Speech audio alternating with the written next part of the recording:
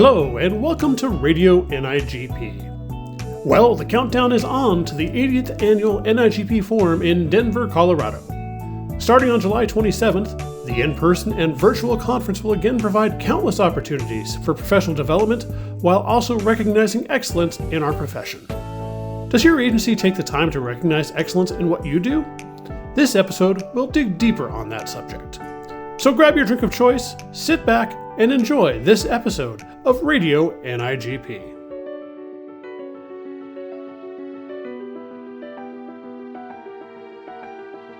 All right, family, I am here with one of my favorite people, Miss Nikendra Perry, who is, I'll just say it like this. We'll just start it out like this. Nikendra, Yes, ma'am. NIGP has 26 member agencies and 18,000 plus procurement professionals.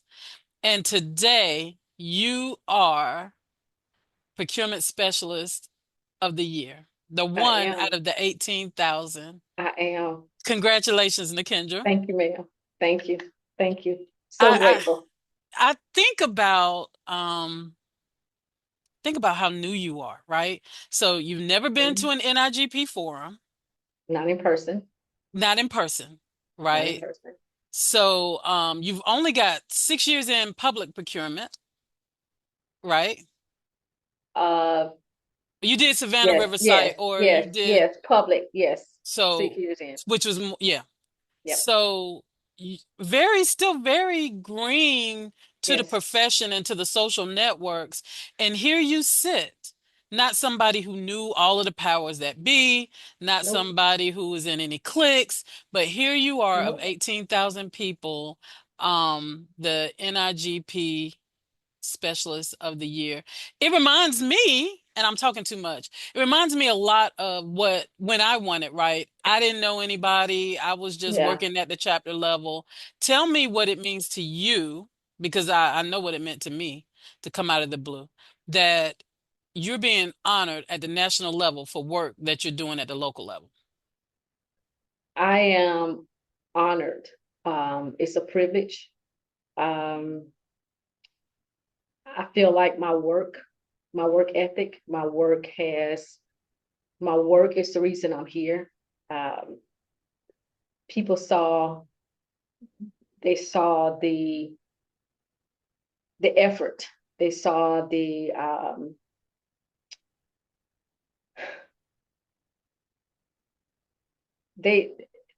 I think so, they saw what sometimes that we don't see in ourselves. Just the effort that I have put in this profession, working with this agency, volunteering for projects, working diligently when we're understaffed, when just taking on the responsibilities of that role, in leadership when leadership is not here. And it was seen. They saw. And I think that that's the most important, one of the most important things. And just to be honored by NIGP out of all of the other members, I'm telling you, I feel very grateful, very humbled. I don't take this lightly. This is just the beginning for me. And I have so much more to give to the profession. I have so much more to give to those that's coming behind me. And I'm ready. This is just the beginning. You just said a mouthful, because that's our responsibility as we grow and become more seasoned, which, you and I were talking about. It's you grow and then you pull people along with That's you. right. So this, Kendra, briefly, Okay. tell us how you found out. Rick Graham called, and I actually thought he was a vendor calling about solicitation. And hey, how are you? Hey, Nikendra, how are you? Hey, how are you? That back and forth, and he informed me as to who he was, and I was like, okay, still thinking he was a vendor. And he said, well, you were nominated for NIGP's procurement specialist. And I said, I was. And that's when it dawned on me, this is NIGP. And my heart just pounded. And he was like, well, I am calling you to congratulate you. You weren't just nominated. you are NIGP's procurement specialist of the year. And my heart just dropped. And I was like, are you serious? I said, oh my God, it feels like I just won a Grammy. And he just laughed. He's just laughing on the other end. And I didn't know what to say. I was just stunned. I was like, oh my God, I can't believe it. I cannot believe it. I can't believe I won. I won. And it felt like I won a Grammy. I'm just truly grateful. I'm truly thankful.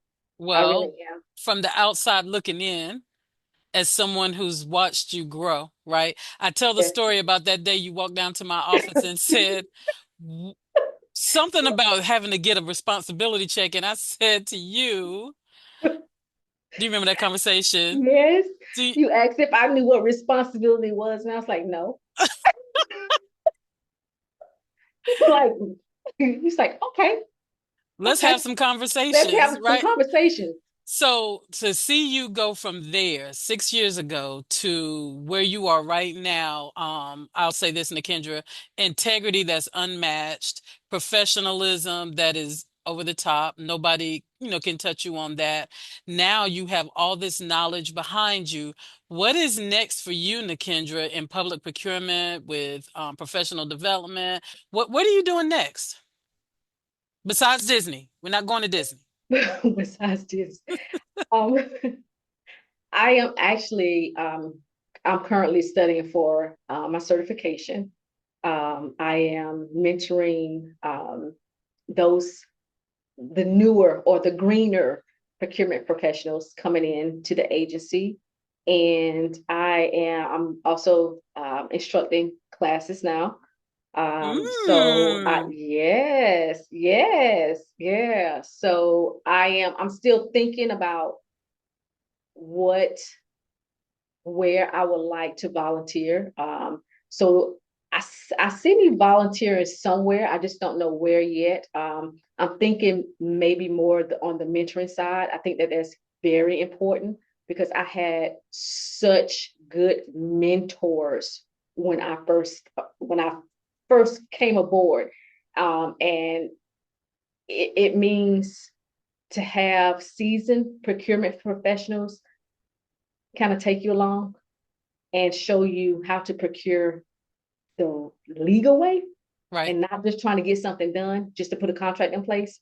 It means a lot. And I think that we need that. We need that. We do. And we need We that. do. And it's very important with, now, especially that a lot of the seasoned procurement professionals are retiring out. Hmm. So you have a lot of younger people coming in that have no idea. They don't have a clue as to what they're doing. And they aren't being led properly, and mentoring those um, younger professionals, it means a lot. Is So I think mentoring is definitely in my future. Um, Career growth, looking at other leadership opportunities is definitely in my future, and just learning more about procurement, learning and teaching, learning It's and teaching. well, when you teach, you learn. Yes, And when you work, like what we do at our desk every day is a lab. And so even yes. when you're learning, you have to refer back to the lab for the book work. Otherwise, Oh yeah. you can't make the connections for the text if you're not using your work as context. So, Nikendra, I am incredibly proud of you, and I'm so I'm happy for you. I thank you so much, Stacey. I brag on you all the time. I talk about you all the time. And I always tell people if it wasn't for, and I'm being completely honest, if it wasn't for Stacey Gregg really pushing, and I'm gonna say this, I wasn't the only person that you pushed. You push everybody. Okay. You push a lot of people. And I you heard what actually, y'all said about me. yeah, push a lot of people. But in that, a lot of if we didn't have those Stacey Greggs, we wouldn't really know what we are capable of accomplishing. I'm serious, because some people just become stagnant and just like, okay, this is all I want to do. But when you have a person like a Stacey Gregg that's there to say, no, I see a little bit more potential in you. You're capable of doing a little bit more. It really makes a difference. and you're able to do things that you didn't even know that or think that you could do. And it means a lot. I can't speak for anybody else. I can only speak for me. But I'm very grateful for the Stacy Gregg. I'm very grateful. Well, and this is about you. I thought you were a little pushy at first. I did. But I'm very grateful for you. You were like, have you taken Keith's compendium class? And I was like, no, I had no idea that there was a Keith's compendium class. Oh, you need to sign up for that. Let me show you what. Yeah. Well, and now I love Keith's class, Stacy. I am always at the front. Okay. Me too. Me too. That's like the best class ever. But okay, so let me say this again. This is not about me. This is about you, celebrating you. And we're definitely gonna do some in-person celebrating here soon. And I'm looking forward to spending time with you at your very first NIGP forum. Let me tell you this, once you attend, it's addictive. You're gonna want to come back. I'm telling you. So just thank you so much for this time, Kendra. No, thank you. Thank you for being who you are. Thank you. Thank you. Any last words? Any last words? I'll let you have the final word. I'm just grateful. I'm excited about attending. I'm a little nervous because I really don't know what to expect. But I'm very, very excited. I'm definitely looking forward to it, and definitely have to speak to Rick in person. If you don't see him, remind me to connect you with him, okay? Okay, definitely will do that. Just looking forward to it. Well, I will see you soon, and thank you for spending this time with me. Thank you, Stacy.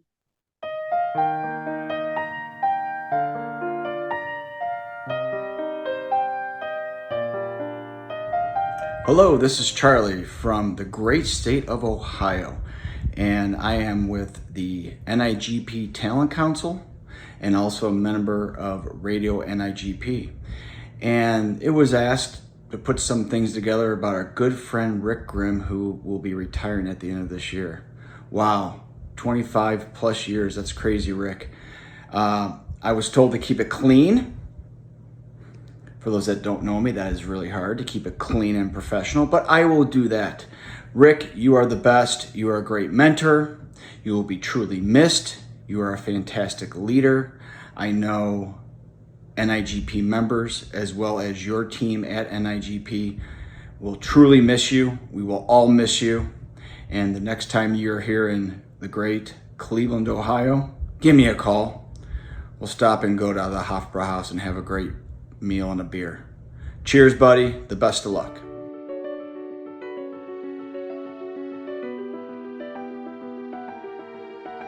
Hello, Radio NIGP audience. I'm Valerie Scott, joined today with Greg Spearman and Art Moore, and we are here to discuss this year's 2025 Ella Pierce Award winner, Mr. Keith Ashby.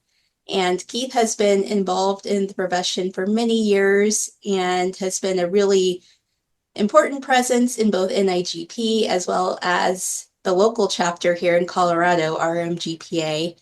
I remember my first time meeting Keith and just his enthusiastic and engaging personality and his impeccable sense of style. And we would discuss his shoes and his socks, and he actually shared with me that the reason he put an emphasis on being put together and looking professional was that as a Black man, he thought it was really important, and he was taught it was really important to present oneself in a way that commanded respect in any room that he walks into. And so that's just one of my many memories of my time working together with Keith. He was a chapter president after me, and we worked together a lot in that aspect. But today I'm also happy to hear from others who worked with Keith in a variety of capacities within NIGP. Greg, I'll start with you, and perhaps you can tell us a little bit about Ella Pierce and the meaning of this award, as well as some information you might want to share about your time working with Keith. Thank you, Valerie. And I'd like to say, first of all, congratulations to Keith, but let me just speak a little bit about Ella Pierce. Ella was what I would consider to be a consummate professional. I met her many, many years ago when she was actively serving with NIGP. And she had a passion for working with people who were new to the Institute, particularly those who were new in purchasing. And one of the things that she said to me, much like some of the others, Louis Moore and Keith and some of the other longtime members, one of the first things that I want you to do, Greg, is to get certified, because that gives you the status and the recognition and shows NIGP that you are serious about your profession and also about serving. Ellen particularly had an interest with regard to diversity within the organization. She spoke about that. She, would share with me some of the things that she was doing in her entity in terms of, promoting diversity. And she made sure that she made the connection early on, when you were new to a conference, just to make sure that you would get involved. And so I think a lot of that spilled over into my relationship with Keith Ashby, because I met him not too long after I met Ellen. We got a chance to talk about our experiences, what we were doing, that kind of thing. We shared personal information with each other about our families, that kind of thing. And so Keith and I ended up working together on the Talent Council. And he was very professional in Talent Council, thought things out really well in terms of looking at backgrounds and skills and qualifications of the applicants who were interested in serving on the various NIGP committees. And so we basically served together, I believe, a total of 2 terms. And we just had a really great camaraderie and stayed in contact with each other, even outside of the annual forum. So as already has been said by Valerie, he was just a person who wanted to look professional, but not only look professional, Keith is a professional.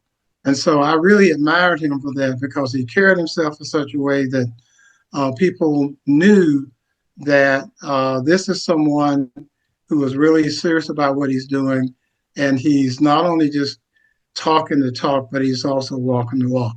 So those are a few things that I saw in Ella that transcend over to my relationship in terms of knowing a little bit about Keith. And so I'm going to now go ahead and pivot over to Art for, to share his thoughts and memories with regard to working with Keith. Art? Thank you, Greg. I want to take the opportunity and congratulate Keith as well. A lot of times I talk about my story, how I got involved with NIGP and how it started. And a lot of it centers around my very first leadership symposium. And that's where I met Keith. So Keith was there, he was active. And one of the icebreakers they had us do was tell us something about yourself that you wouldn't believe. And just listening to Keith's past, like he doesn't just walk around and he doesn't talk about what he used to do, but it was so exciting and it was something unique that other people, might not have thought about for a procurement professional. What a start for a procurement professional to actually be in a well-known band. And it just kind of translated to, like, later down the road, as we were in Austin, one of my employees was so excited about meeting Keith. And I just brought him up and said, "Hey, Keith, my employee wants to meet you. Would you take a moment and just say hi to him?" And, Keith was welcoming. He's like, "Yes, of course. I have no problem doing that." And he made that employee feel like he was the most important person in that moment. So I tell that story because that was Keith.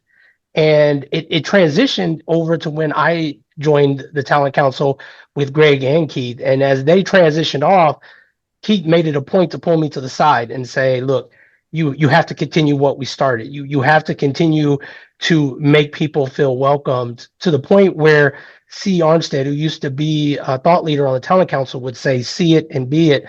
And Keith really embodied that.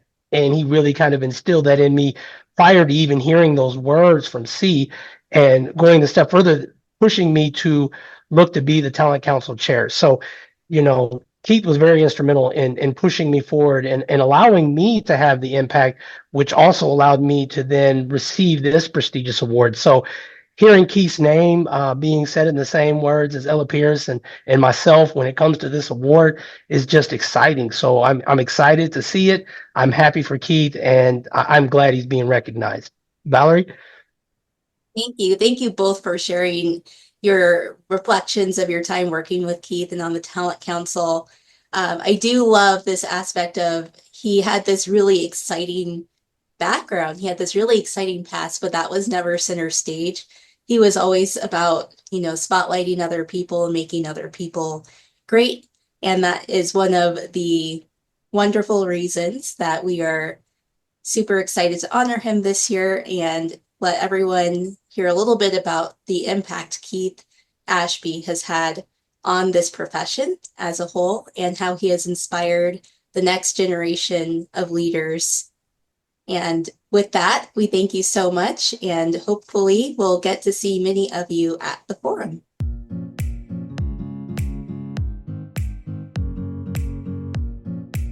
Hello, this is Kevin Yen with Radio NIGP, and joining me are Tara and Charlie on the Hot Topics segment. For our July broadcast of Radio NIGP, it's all about highlighting the 2025 NIGP award recipients. Charlie and Tara, what are you guys doing to recognize staff at your agency? So I'll start. I will say one of the things I try to do to recognize when staff, I've got a smaller staff, but when they're doing really good work or they're just kind of keeping things moving, I try to make sure that that recognition comes timely. And so sometimes it's just as simple as like leaving a note on their desk at the end of the day that, hey, you did this thing, I saw it. Sometimes I will email my boss about something. So I report directly to the county manager. And so sometimes I'll email the county manager and copy the person in and say, hey, I just want to take a minute to recognize that this person did this awesome thing or got this feedback from another department user. And then I think with forum coming up, one of the other things is we try to budget to have at least one other person go to forum with me each year. And so one of the other ways is to sort of incentivize and be like, look, I'd love for you to come with me to forum. I think it's very inspiring for people that do want to grow in this profession to see all of these people that we're highlighting in this broadcast for July and in August, just to see that like these are normal people. These are people that started working in the profession and in some way they have elevated themselves to a level to achieve this recognition. And I think that for people that are newer to the profession, or maybe people that are just newer to working with NIGP, that can be very inspiring, very motivational for them and can kind of recharge them. So I don't know, Charlie, what are your thoughts? Well, I have a lot of thoughts. First of all, I'm not blushing.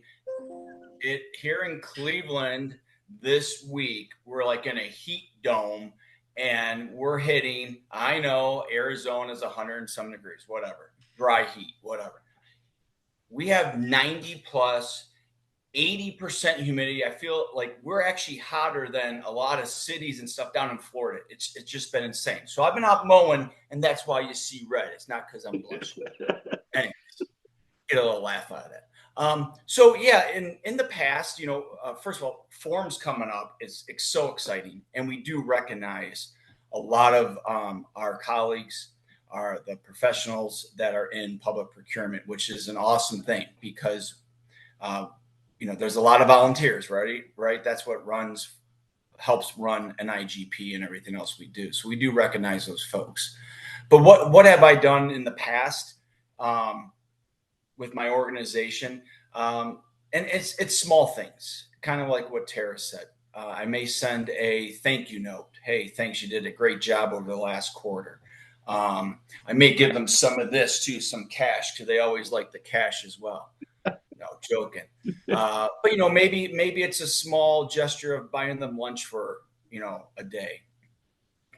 One of the things too is, and I got this from our good friend Stacy Adams, was like a year or so ago, but and I can't remember the name of it. And Tara, if you have it, if you could bring it out, but there was like this little fuzzy pickle. There we go. And Tara, do you want to read what that fuzzy pickle says? Oh my goodness. It says, "This is your emotional support pickle. I will always be around to let you know that you are a big deal."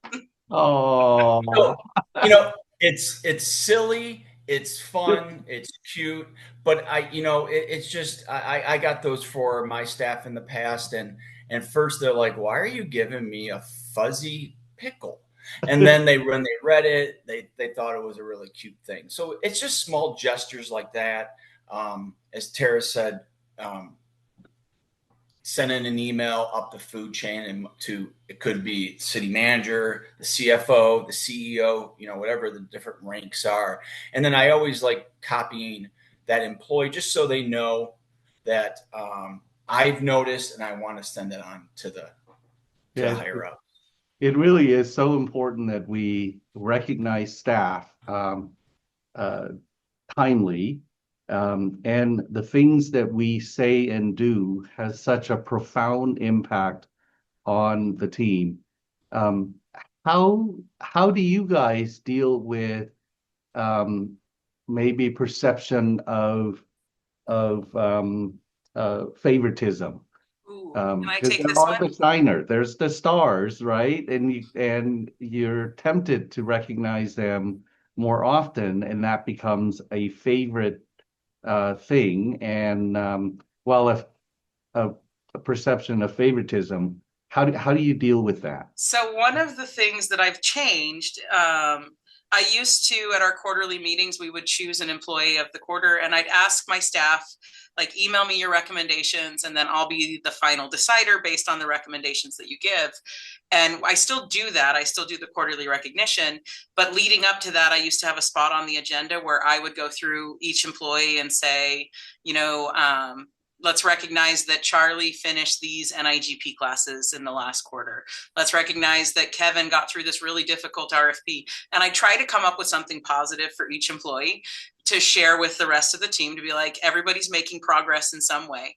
As my team grew, that got harder to do, and I realized that it became the Tara show. So now what I do is I have a space on my agenda for each person, and we take a couple minutes to say something nice about our coworkers. And so what I've turned it into is, okay, Kevin's the first one on the list of what do you want to share about Kevin? And then anyone can chime in and say, I love that Kevin, brings the fun to work. Even when we're having rough days, we always smile because Kevin's around. Or I know Kevin worked on this really difficult thing. So then it becomes the peers recognizing each other. And it kind of has done two things for me. It doesn't make it where I have to be like the god of deciding who gets the recognition, but it also like self-regulates the team. So if when it's your turn and I say, okay, let's say something nice about Charlie, and what they say nice about you, you're like, man, that's not really that much. Like somebody's grabbing for something. It kind of helps you recognize that, like, maybe I'm not carrying my weight on this team, or the things that staff recognize about each other, or I keep myself on the list too. They're not even things I really think about because it's just part of my character. It's my day-to-day thing. And to have somebody put that in words feels really good. So it's a fun one that I've done to make it so that I'm not the one. I don't plan birthday celebrations. Like we have a committee that does that. So it doesn't look like, oh, well, for so-and-so's birthday, you did more than you did for this person's birthday. But kind of putting it in their hands and say, how do you want to recognize your peers? And I think that actually does more for them than our quarterly employee of the month recognition, where they get a card and like a gift card from me. So I like that. I'm going to steal that. what about you, Charlie? Charlie? Oh, it's back to me. You sure you want to hear more from me? Why not? I had a small team. I called ourselves the mighty three. There was a lot of communication every single day. I try to say thank you every single day. As we all know, we're like the unsung heroes. We typically don't get the pat on the back from the higher ups. Typically, we don't. It's only when something goes wrong. So I tried to always say thank you. And I try not to say it too much because I don't want it to be like, I can't think of a word, but just something that I just do. But it's something I want to say every evening when I used to, when I left the office, would say, "Hey, thank you for another good day. I appreciate the support, not just for to me and the team, but to the agency. Just to say a quick thank you." And sometimes I know we all want more money coming in the check, in our pay, but sometimes those little things, just saying thank you, and means, I think, sometimes a little bit more.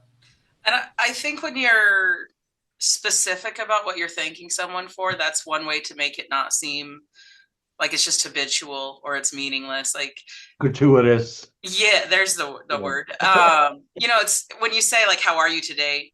Usually somebody doesn't actually want you to respond about exactly how you're doing. It's a common greeting. And it's become kind of thank you as you walk out the door. But if you say something like, "Hey, thank you for the work you did on that renewal. Thank you for the response that you gave to so-and-so." Like now it's specific and you're actually thanking them for something they did that day. It doesn't feel like it's just words. Yeah, sorry, I'm going to jump in too, because and the same thing goes with email. A lot of times, you get copied on an email, and it could be the perception, oh, I'm just copying the boss or just copying the supervisor. But I make an effort. What I do, I don't respond all the time to those emails, but I may say, hey, I might get out of my chair, get out of the office, and go over and say, hey, so and so, I saw that email. Thank you for sending it. You're doing a great job. Just so they know that I saw it and I read it, and so sometimes that means something too. But Well, thank you, Charlie, and thank you, Tara. So I'm going to throw out a quick challenge, a couple of challenges out there. So for leaders, if you're supervising staff or team members, either you have you're supervising 1 or 100, I would encourage you. The challenge is to single out a person out of your team to recognize at least once a week. And for those folks that would like to be recognized, for the listeners that are listening to this broadcast, my challenge to you is that if you would like to be recognized, you have to push the boundary. Think about the balloon that needs to be stretched a little bit more, just that little bit. Give it that 1% or 2% more than what you normally give.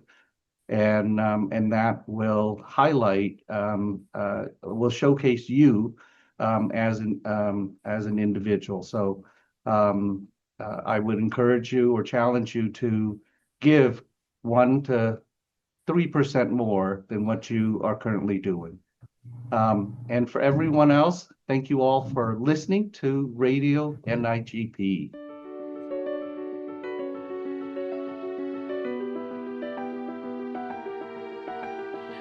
Welcome, ladies. We are so excited to have Suzette and Stacy here to welcome them to Club DSA, right?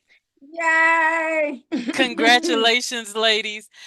So we just thought, Kevin and I thought we would invite you here for a brief conversation to talk about your journey. I'm just going to turn it on over to Kevin to get this conversation started. Great. Thank you very much, Stacy, and congratulations, Suzette and Stacy. Yay. Yay. So the question I had for you two, what have you experienced with NIGP on the way to receiving this award? That's a big question. It's a long journey. It's been a long journey. Most folks know that I've retired at the end of March of last year. So I'm reflecting on all of that. I've been reflecting on all of that, and I'm thinking about my very first forum. And that's what I think what I can start remembering things that have happened and how I started to really get involved. And that was 1999. So, so a little ways back, and it was in Nova Scotia, I believe, was the first one. But it's where I started to really get involved with NIGP. But it mostly started on the chapter level, and had people there that were encouraging you to get involved and do things that could help with your profession and grow you in your profession. So that's where the journey started. So just being involved with NIGP at different levels, where it was instructor or being chapter ambassador. That was one of the roles that I really, really enjoyed. And that came after I was president of the local chapter NPPA. Also being on the talent council, that's where I really met this lovely lady here, Miss Stacy Adams, and started to forge a relationship with her. Just so many people, though I want to mention that, along the way, NIGP, local chapter, NPPA, that is far too many to mention names. So I'm just going to say, being a part of the organization and folks that helped me. I now want to turn around and help others. And so that's, from volunteering and encouraging others to volunteer. So NIGP has always been an intricate part of my career and helped me with my career along the way. So I'm gonna pause there and let Stacy jump in. No, I'm with you as well. Getting involved with the local chapter was where I just fell in love. I got the procurement bug, and then getting involved with the chapter was the natural thing to do. And then, there were some folks there, leaders of the local chapter, that just continued to encourage me to get more and more involved, serve on a committee, or, run for an office. And I'm thinking, ooh, I'm not ready for that. I can't do that. But still having the heart to serve and to give back, even on a local level, and just loved it, and just forged so many wonderful relationships with folks. And then that led to get more involved and expanding on that national level. I remember you talked about your first forum. I think my first forum was in 2008. And I remember going and being terrified, thinking, where are all these people? I felt like the tiniest of fish and the biggest of ponds. But one thing about it, everyone's so welcoming and so loving, and they just want the best for you. They're willing to share stories. They're willing to network with you and answer questions that you have and see you succeed. And I said, you know what? That's for me. And that's what I want to be for someone else. It's not about standing on the shoulders of someone else. It's letting them stand on mine and do more and be better than what I could ever be. And that's what I look forward to. And NIGP has been a great platform to allow for that growth and allow for those relationships. I love each person that's here on this call. I love how our stories have intertwined over years and years and years and evolved, whether it's instructor circles or chapter level or talent council. It's just been wonderful to just have those experiences and have those friendships. So Stacy, what have you done that was of interest to you, that kept you going in this service mentality? Well, I have to tell you, service has been a way of life for me, even from a little girl. My mama, she had cancer, and even when she was dying of cancer, we would still go into shut-ins homes and clean their homes because they couldn't. So that service mentality was kind of there for me from growing on up. So when I came into procurement and realized that we are a service branch, everything that we do is to serve our communities, to serve our agencies, to serve the supplier community. It's all about that heart. It made it real easy. So for me, just getting that satisfaction that I made a difference. So like I said earlier, I started with the chapter. And so just being involved with what I thought was, small committees, found out how wrong I was and how big and how much work there was to it, right? It was like, whoa, who knew, right?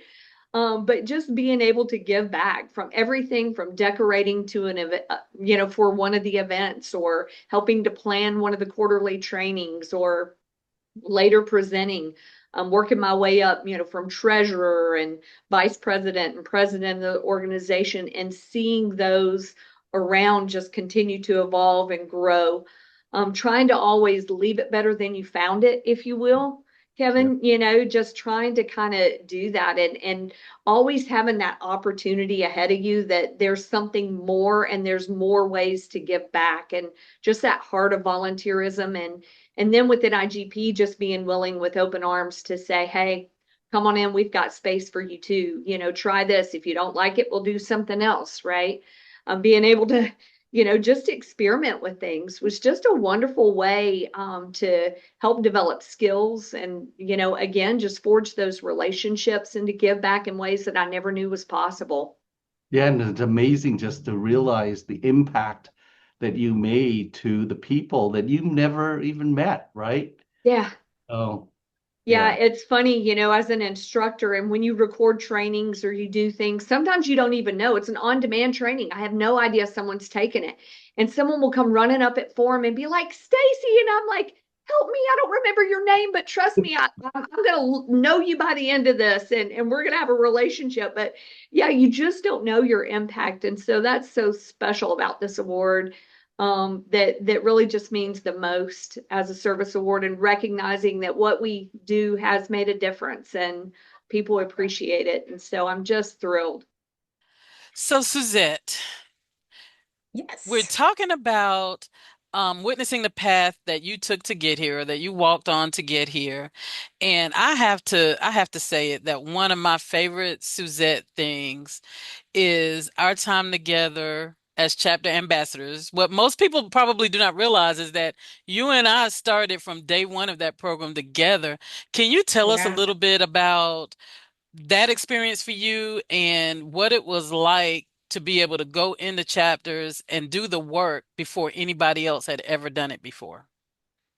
Yeah, and Stacy, what I really, really can appreciate is that we were able to form that program, stand it up, make it what it is. It was a thought, it was an idea, and what are we going to do with that? So, what was unique for me is I was coming off of being president of MPPA, for 2 years, and there were things that we were already working on. And so I thought, this is great. This is my next step, because now I can not only help my beloved MPPA, but I can also help the chapters within the region, within the area, because a lot of the chapters were struggling with the same things.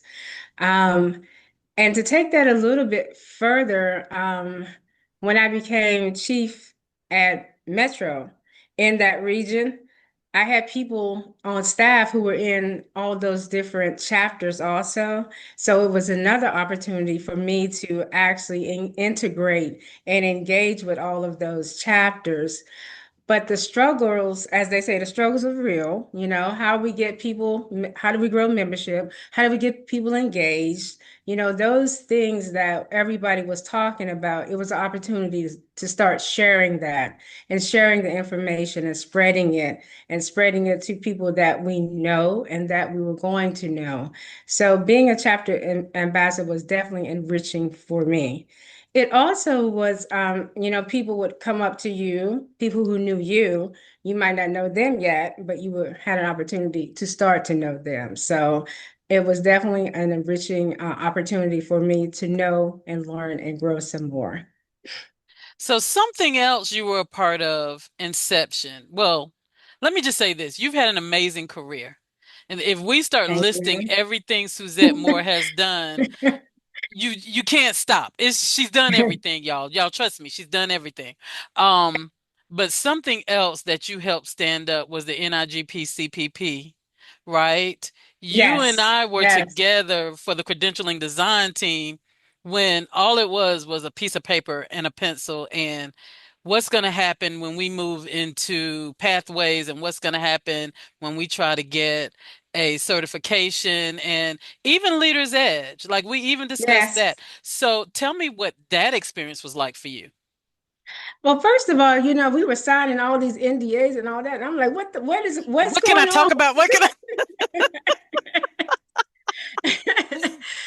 But it was so exciting. It was exciting. It was new, a lot of work going into it. But the planning part of it, I'm always interested in problem solving, uh, helping to plan, think through it, work together. So just the brain power around all of that, being part of that, thinking it through step by step, it tremendous. And now looking back on it, it's like, wow, what an amazing, amazing task and what an amazing thing to be a part of. Yes. Yeah, it was amazing. And to see all of these very intellectual, just respectable, like everybody was top notch in that group.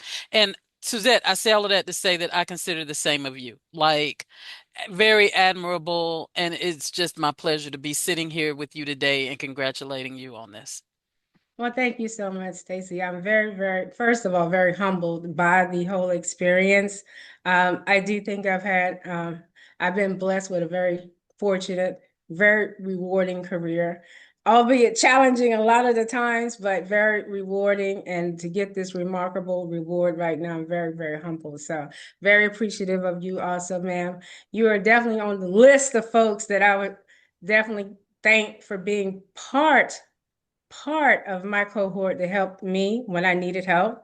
Just reach out. You are always there. And there's a whole list of other folks that I can start naming. But I won't, because I don't want to miss anybody, because that's what I think I'm supposed to be doing now, is helping the next level of leaders come along. And I found that that is my sweet spot. I do enjoy mentoring. That's another committee that I've been a part of with NIGP, being mentors to other members of NIGP. So that is what I'm supposed to do now, I think, is to grow the next leaders in the group. Absolutely. Absolutely. Yep.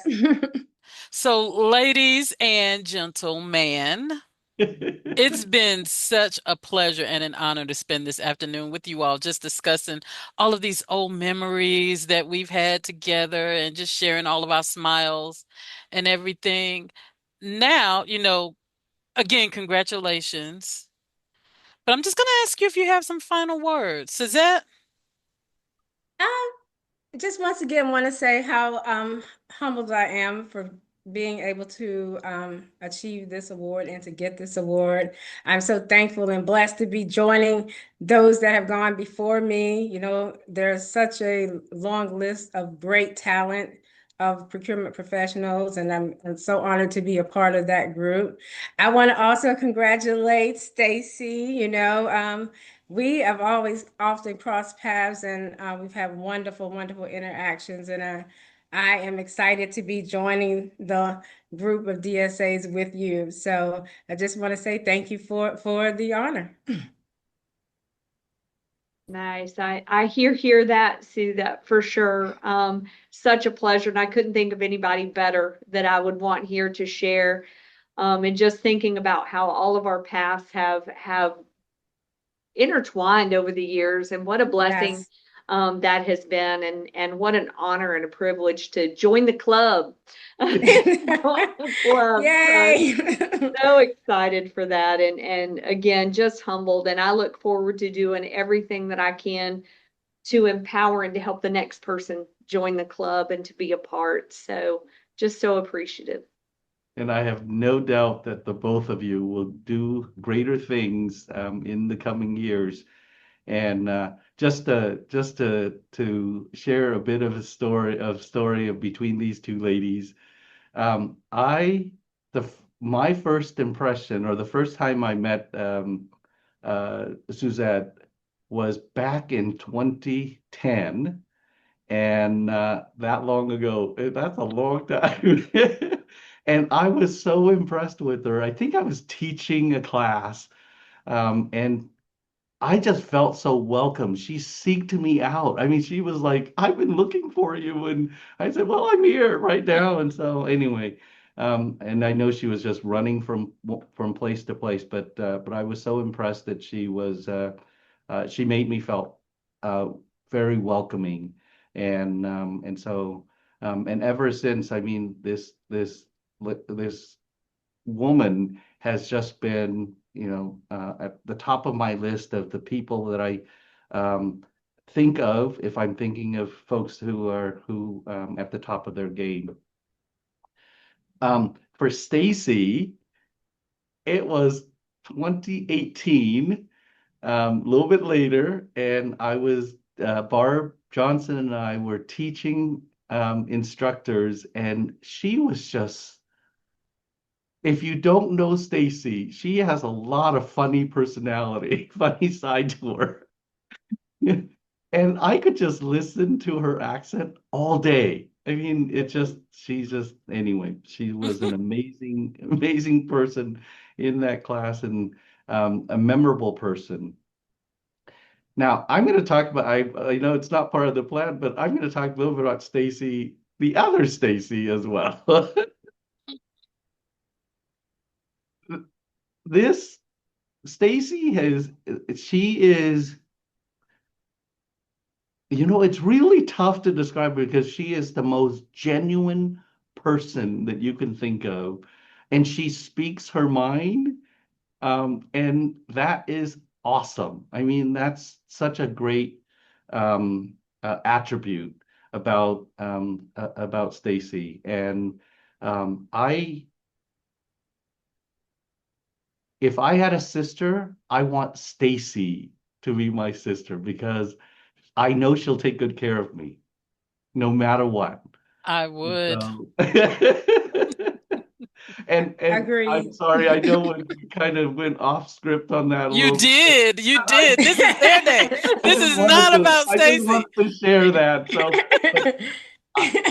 congratulations, Stacy and Suzette, and welcome to the Distinguished Service Award Club. And I'm just so proud of, So proud and of you both. I'm very happy for you both, for you being recipients of this award. So welcome, and looking forward to working with you in many other projects. And it's so true that we're so intertwined through the many years that we've been in this profession.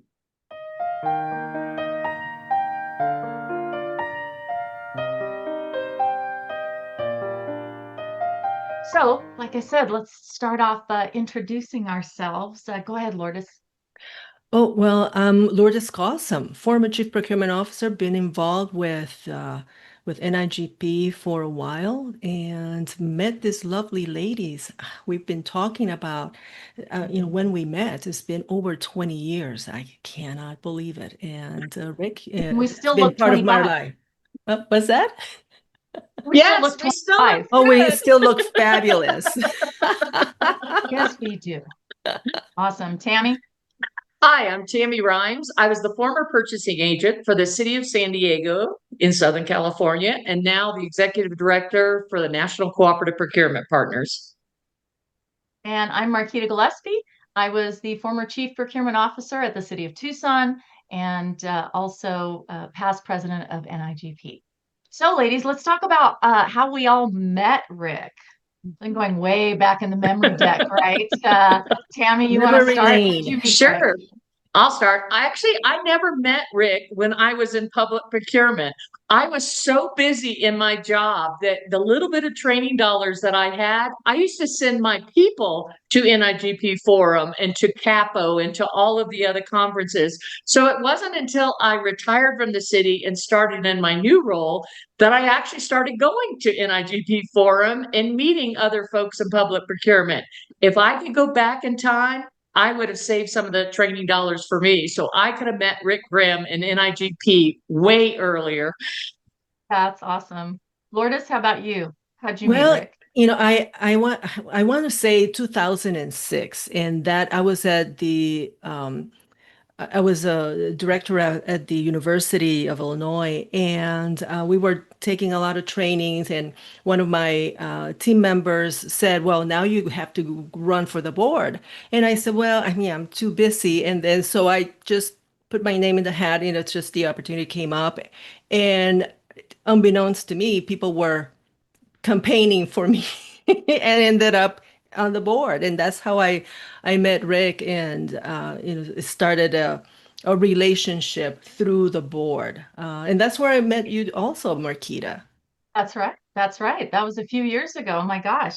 So I met Rick in 1998 at his first NIGP forum where he was CEO. And it was in Phoenix. So it was just down the road. I was not heavily involved at the institute level, but I was at the Copper chapter here in Southern Arizona. And we were helping to support the Capital chapter as the hosts of the forum that year. And so I met him there and then just briefly, but then got to know him a little bit better a couple of years later, again, reconnecting with him through my former boss, Wayne Casper. So it's a lot of years that have passed, ladies, between Yes. now and then. I'm Yes. curious what all of our thoughts are on, gosh, 30 years he's been CEO. What do you think the influence is that Rick has had on your life, or the impact? What do you think about? Lourdes, why don't you start? I think that one of the things that I admire about Rick, and I'm going to miss, is his eloquence and his care for the profession and how much he's done for the profession. And he's like kind of like that person that is there's a saying that says that it's been said that what is it called? The leadership is about planting seeds, and for trees whose shade we may never sit under. And so he's Oh, planted nice. all those seeds for Yeah. us to, and in the future generations to enjoy. So I think that's I see him as that person that planted all these seeds that now we all get to enjoy. I love that. I love thinking about people who are brand new to the profession who may Right. barely get to meet him or see him, but are going to enjoy that shade for so long and not even realize it. And then Right. those of us who have seen that grow over time, such a great connection to, wow, yeah, his influence is going to extend far beyond his 30 years. Yeah. Awesome. About you, Tammy? Well, all that he's done in procurement is amazing. But what I love about Rick is he's just a real person. He's approachable. He cares. He remembers to ask about your mother, your dog, your children. He really is interested in your life. And then multiply that by the thousands and thousands of NIGP members. I've seen him at conferences just really get into in-depth conversations, meaningful conversations with people. And to me, that's a person who cares and leaves truly a remarkable legacy. That's so true. That's so true. I mean, I think all of us could spend, an hour talking about so many different things. And what I get frustrated about with myself is that I want to remember so many different distinct things Right. because I know they've happened, but I just always think about the impact and the consistency of that impact.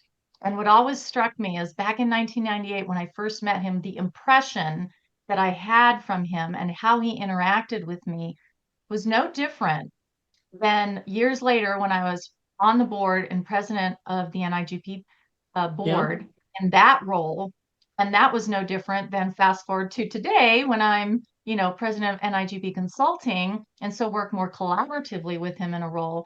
And it's the same, right? It's the Right. same person, the same demeanor, the same care. I'm with you, Lourdes. Just, I've always felt like he was one of the first people I thought about, in addition to the two of you, by the way, first people I thought about when something happened in my life, especially professionally, where I was like, oh, I need really sage advice.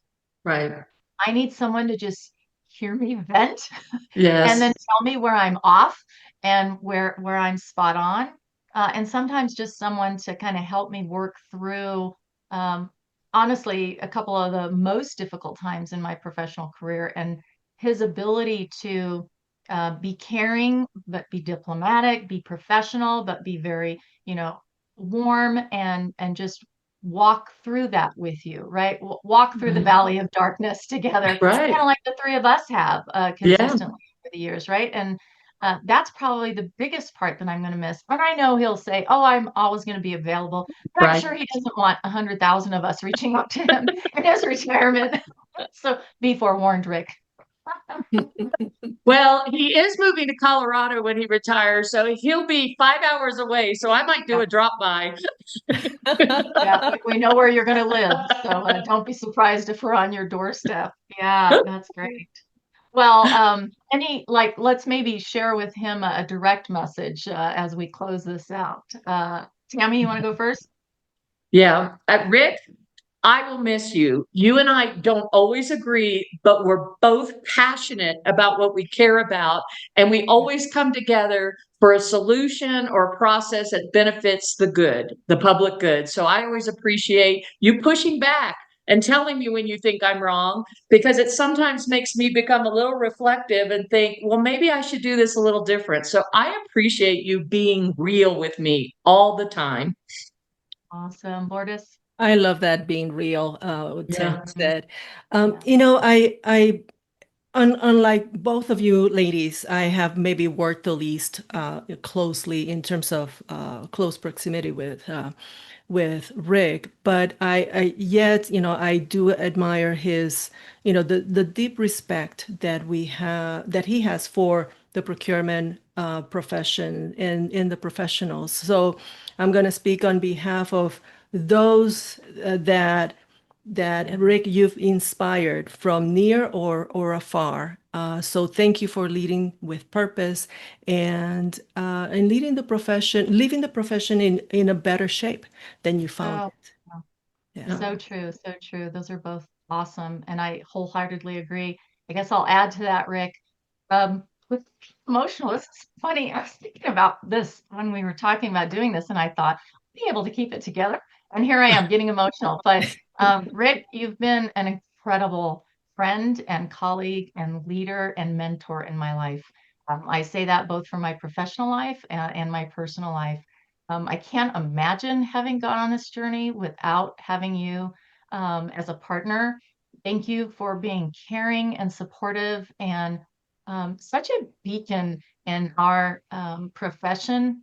Thank you for always treating women and brand new Yes. people and people of all walks of life consistently and being the same you, same fantastic you that you've always been. I can't really imagine this without you, but you've done so much for this profession that it's going to be like you're always right beside us. So thank you so much. And ladies, hey, we've loved doing this together for so many years and we'll keep doing it. But thank you so much for taking a few minutes for us to share a Sure. message. Thanks for making these arrangements. I appreciate it. Yeah. Yeah. I love All being right. part of it. Thank you so much. Victor, Happy it's all up to retirement, you Rick. now. Have a good weekend, ladies. Okay, bye. Bye.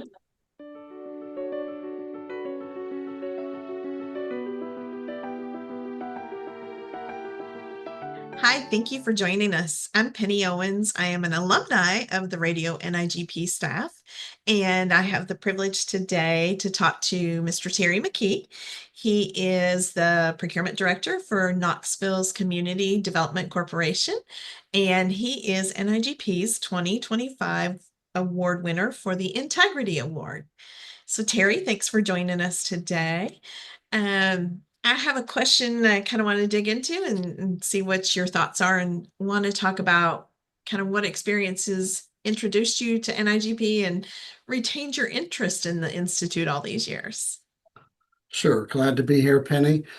But before I talk about my introduction to NIGP, I want to thank Stacy Gregg for nominating me for the Integrity Award, and thank all the colleagues and friends that have congratulated me and sent very meaningful notes.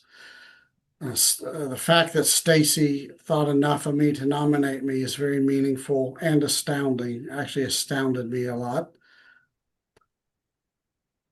I didn't really have a choice but to become involved in NIGP.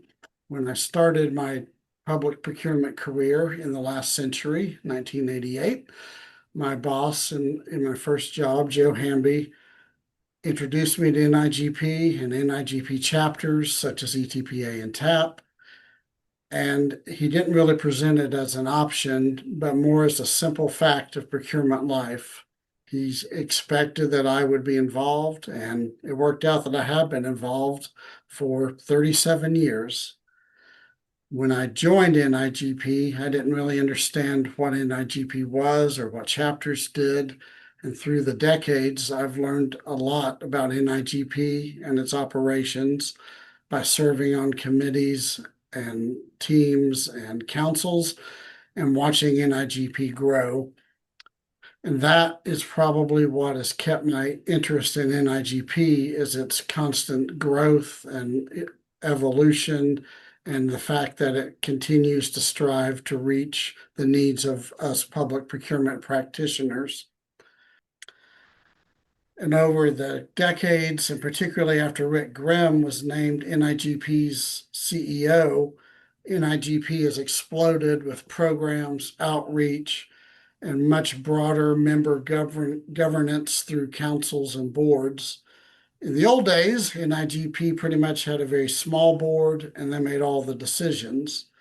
Well, quite a few years into my tenure, NIGP had what they called NIGP 2.0, and it totally changed how NIGP was governed and made it much more member-centric. And NIGP since then has grown and flourished, and it's just evolved to meet my needs as I've continued to grow in the profession. So I would say that NIGP and my colleagues from Tennessee, that I fondly call Team Tennessee, and my colleagues from across the nation have helped me succeed and maintain my integrity through all these years. And without Team Tennessee, my colleagues, and NIGP, I'm quite sure I would have failed many, many years ago. So I'm very grateful for NIGP, and I would end by saying I'm humbled by being nominated for this award.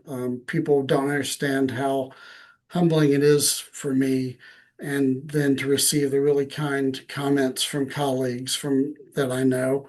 It's meant a lot. And the fact that other professionals think so highly of me is really quite astounding to me.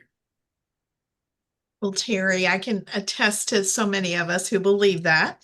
And you are definitely a guiding light to those of us here on Team Tennessee as well as across the nation. So congratulations. We're really excited to see you win this award. Thank you, Penny. Thank you.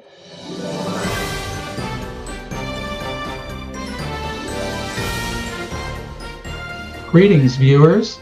This is Legally Speaking on Radio NIGP. This month, we've had our ears to the ground, and we've been hearing some questions about possible changes affecting procurement with federal funds. Now, the federal government has always provided financial support to entities carrying out activities that the federal government itself does not directly perform. So entities can include state and local governments, including all of their agencies and subdivisions, colleges and universities, hospitals, and a wide array of private sector for-profit and nonprofit organizations. Most of this financial assistance is governed by 2 CFR 200. Nowadays, that's usually referred to as the Uniform Guidance. In his first term, President Trump's administration amended 2 CFR Section 200.340A2 to permit termination when an award, quote, no longer effectuates the program goals or agency priorities, unquote, of the administration. In the subsequent presidential administration, President Biden amended and reversed this in October 2024 to make it harder to terminate awards for this reason. Specifically, the government's unable to unilaterally terminate an award for the purpose just mentioned for grants awarded after that date of October 1st, 2024, unless the parties specifically included this as an express termination provision in the grant award itself. As such, if the federal government now seeks termination based on this reason and the grant was awarded after October 1st, 2024. This is likely a termination being conducted without adequate legal justification and may be subject to legal challenge. Despite the existence of this administrative law, the OMB under President Trump in the current administration, which was carried out by Matthew Vaeth, who was serving as the active director of the Office of Management and Budget for 18 days, during that period issued a memo in January 2025 to direct all agencies to analyze all grants to find those that do not support the president's policies and requirements. That memo specifically included 7 executive orders issued by President Trump that illustrate his policies and requirements. It also directed agencies to temporarily pause all activities related to obligation and disbursement of all federal financial assistance that may be implicated by the executive orders, including but not limited to financial assistance for foreign aid, non-governmental organizations, DEI, woke gender ideology, and the Green New Deal. That was a quote. That same OMB acting director then rescinded the memo the very next day because a federal court had already immediately intervened to block it. So that's the status of what we know for grants issued by the federal government. How about procurement by the federal government itself rather than granting it down? Well, President Trump has issued 2 executive orders that seek to reshape procurement by the federal government. There is one in April of this year, which seeks to create agile, effective, and efficient procurement systems by revising the federal acquisition regulations that the federal government relies on, such that those regulations contain, quote, only provisions required by statute or essential to sound procurement, unquote. That executive order required that within 180 days, the Office of Federal Public Procurement Policy and the Federal Acquisition Regulatory Council are supposed to take appropriate actions, quote unquote, to amend the federal acquisition regulations. It's not clear whether that 180-day window sets a timeline for proposing new amendments to the FAR or to finalize the amendments to the FAR. Nor do we know what changes they will seek to make, but we do know another executive order has targeted federal DEI initiatives and environmental justice programs, and that has included canceling related contracts. Now, even without formally amending the federal acquisition regulations or the uniform guidance, President Trump's administration has already frozen or canceled many awards and contracts under these 2 areas. This has triggered much litigation, and you all can follow that in the news. As of the time of this broadcast, though, there have been no announced actions to change or influence the uniform guidance and no known changes to the federal acquisition regulations. So those of you working under the uniform guidance with your federal funds, just know that no change has been announced at this point. If any do occur, we will try to keep you updated here at Radio NIGP. Thanks for this news update, listening to that, and we'll catch you again in the future.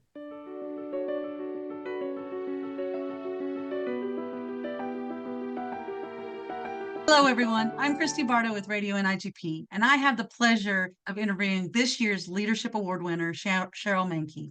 Cheryl, first, let me congratulate you on this awesome award. As a co-creator of the NIGP Concierge Program, you are the epitome of leadership. So I only have 2 small questions for you. First, what does this award mean to you? And then as a follow-up to that, what advice would you give an emerging leader? Thank you so much, Christy. It's an honor to be here. I love Radio NIGP, and this award means everything to me. The fact that I received a call from Kate and got accolades from Rick Grimm, and to be personally handed this award from our board chair as she steps off her term means everything. I served on the board with Kate, and the fact that the concierge program is being recognized along with this, I feel like that's a big catalyst. And I created that. It was my brainchild because I wanted to help the members on a more personal, individualized basis.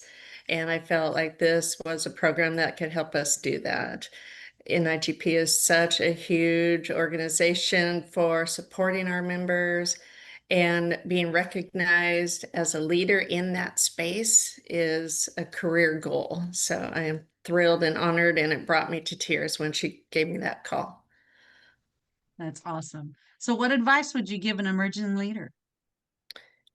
Stay at it. Give your all, both internally and within organizations such as NIGP. Get back to the community of procurement professionals. It's such a unique, wonderful, family-driven industry that has so many challenges every day. It's hard to grow from practitioner into leader, but NIGP CPP, for example, and Pathways has really created opportunities to help you get there. We have so many incredible people coming from so many walks of life, and they're looking to understand the procurement world, how to do that job, which is really complicated. And then where do they go from there? And that's exactly why I created Concierge, actually. So it helps you figure out what your path looks like. So identifying everybody's path is different. So what is your background? What are your passions? What are your goals for the future?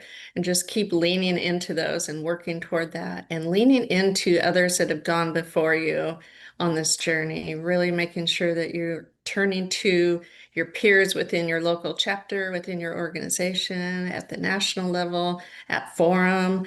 Learn from them, learn from the challenges they've had and the successes, and then find your own way. And don't stop, don't let off the gas.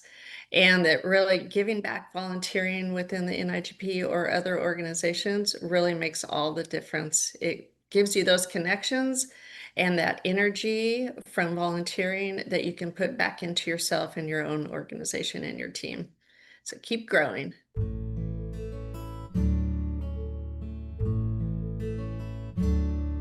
Hello, friends. Today you heard about some of your peers that are being recognized at this year's forum for their outstanding contributions throughout the profession in a variety of areas. They are truly procurement superstars, and we are thrilled to see them get the recognition that they deserve. But as we close out our broadcast, I want to also highlight and recognize each of you for the ways that you represent the profession day in and day out. If we could recognize every one of you on the forum stage that does outstanding things for the profession, each one of you could take the stage and it would be, quite frankly, a never-ending celebration. Whew, wouldn't that be something? Honestly, though, think about it. We each do amazing things for our entities and the communities that we serve. Let's just recognize a few of those. So if you are new to the profession and you're bringing your fresh new perspective to our processes and our procedures, thank you. We need you to help challenge the status quo and to advance the profession forward as only you can. Thank you for making the profession better. If you demonstrate integrity and leadership in and out of the workplace, and we all should be now, shouldn't we? Then you too are demonstrating and living out our profession's core values. Thank you, and a huge shout out for being a pillar in the profession to uphold those things that matter more now than ever. Now, do you currently volunteer, whether that be for NIGP or your local chapter of NIGP? If so, thank you too. We celebrate you. Neither NIGP or its chapters could thrive or even survive without you. Truly, volunteerism is the heart of what we do and how we make the magic happen. And one of the amazing things about volunteering and being a part of a greater mission is that you reap as many benefits and blessings as the organization that you serve does. I could go on and on and on about the many different ways that you demonstrate awesomeness in everything that you do. But again, that would start a never-ending love fest, and we would be here this time next year. So let me just pause with a heartfelt and sincere thank you. Thank you for being the example of professionalism, leadership, and integrity that we pride ourselves on in this profession. Until next time, friends, keep being awesome.